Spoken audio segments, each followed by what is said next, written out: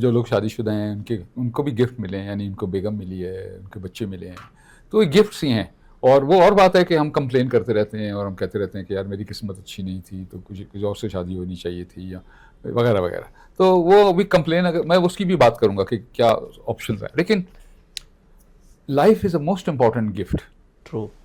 And we must look after our body, our mind, our soul, our spirit. جیسے ہم spiritual کوشش کرتے ہیں کہ یار اپنے بنانے والے کی خوشنودی حاصل کرنی چاہیے، خوف زدہ نہیں ہونا چاہیے، خوشنودی حاصل کرنی چاہیے. بالکل ٹھیک. کیونکہ خوف زدہ کی بات بھی کرتے ہیں، وہ بھی بات کرتے ہیں. اگر خوف زدہ ہی اللہ تعالیٰ نے اللہ تعالیٰ نے مجھے اگر یہی کہنا تھا کہ میں تمہیں صرف ہمیشہ خوف زدہ رکھنا چاہتا ہوں، تو پھر اللہ تعالیٰ یہ نہ فرماتے ہیں مجھے کہ مقبول بابی تم بسم اللہ الرحمن الرحیم پڑھا کرو، جس کا مطلب ہے کہ میں انکنڈیشنلی فرگیونگ ہوں اور میں اس سے توبہ کر لو تو میں معاف کر دوں گا. تو جو معافی کا اتنا بڑا کانسیپٹ جو رب دے رہا ہے، اس کا مقصد یہ نہیں تھا کہ تم خوف زدہ رہو. بالکل ٹھیک ہے، اس کا ذکر ضرور کیا گیا کہ ایسے بھی ہو سکتا ہے، ایسے بھی ہو سکتا ہے، لیکن ہر آیات کریمہ میں اختتام سے پہلے کہا گیا اور رب دلوں کے حالات جاننے والا ہے اور غفور الرحیم ہے. چلیں اینی ویز ایج کی بات پہ آ جاتے ہیں. تو ایج تو یہ ہے کہ اپنا خیال رکھنا چاہیے، بچنا چاہیے ایسی چیزوں سے جو کہ صحت کے لیے نامناسب ہیں. ایکسرسائز کرنی چاہیے، ذہنی صحت کا خیال رکھنا چاہیے، کوئی پڑھائی لکھائی کرنی چاہیے، کتابیں پڑھنی چاہیے، کچھ ذہن سوچنا بھی چاہیے، ذہن کو وسعت دینی چاہیے، کچھ اپنی باڈی کو انگیج رکھنا چاہیے. لیکن سب سے زیادہ امپورٹنٹ یہ ہے کہ آپ 3 آپشنز ہیں نا لائف میں. جیسے میں نے آپ سے پہلے گزارش کی کہ بی ہے، بی سے مراد ہے برتھ اور ڈی سے مراد ہے ڈیتھ. ٹھیک ہے. تو جس دن پیدا ہوا بندہ طے ہو گیا، اس نے مر تو جانا ہی ہے. اس کے درمیان ایک ٹائم لائن ہے، 20 سال ہو سکتی ہے، 50 سال ہو سکتی ہے، ان میں آئی کے 73 ہو چکی ہے. جب بھی بلاوا آئے گا الحمدللہ تیار ہیں، لیکن روز روز مرنے کا فائدہ نہیں. اس کے درمیان نا ایک اوپر اے لکھا ہوا ہے، ٹرائنگل ہے. یہ اوپر والا جو کونا ہے اس کے اوپر اس تکون میں اوپر والے اس پہ لکھا ہوا ہے اے سے مراد ہے ایٹیٹیوڈ، رائٹ. بی سے مراد ہے برتھ، ڈی سے مراد ہے ڈیتھ. درمیان میں سی بچ گیا جو نہیں ہے. سی جو ہے اس کے 3 مقصد ہیں. ایک سی کا مقصد ہے کمپلین، ایک سی کا مقصد ہے کمپلشنز، ایک سی کا مطلب ہے چوائسز. رائٹ. 3 چیزیں ہیں یہ.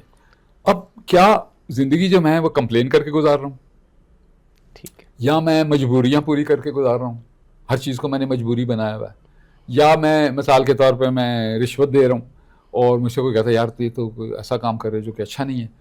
تو میں کہتا ہوں، آپ کو بات نہیں کرتا، میں کہتا ہوں کہ یار ہم پاکستان میں رہتے ہیں، تو وہ جو میٹر کاٹنے آیا تھا، وہ اگر میٹر کاٹ جاتا تو بچہ بیمار ہے میرا، اس کو مشینوں کی ضرورت ہے، مشینوں کے اوپر پل رہا ہے، تو میں رشوت نہ دیتا تو میرا بچہ جو ہے وہ اس کو کچھ گڑبڑ ہو جاتی.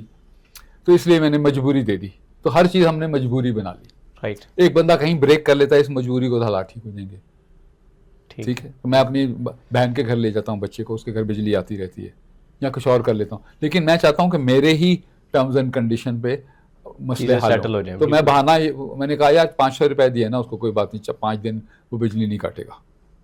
بٹ میں نے کر لیا، مجبوری کر لی.